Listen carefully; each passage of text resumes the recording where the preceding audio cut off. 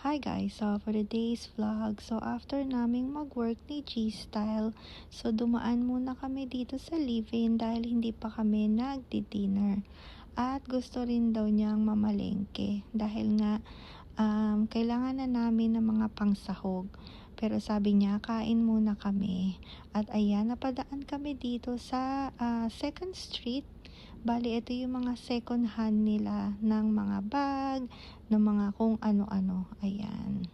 So, ang daming magaganda, mga bowl, mga kutani.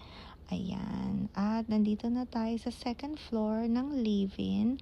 At ayan, nagulat kami dahil under renovation pala yung food court nila. So, meron din silang parang Korean restaurant dito. Ayan.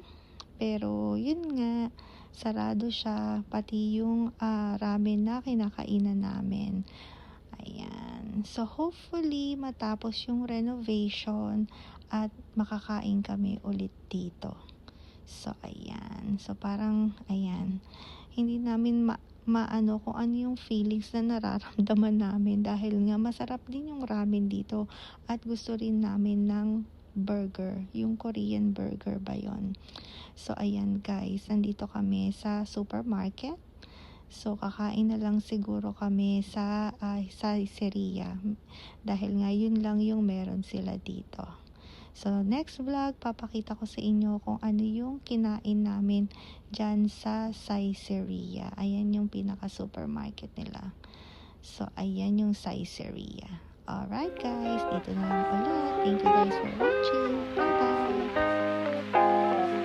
bye!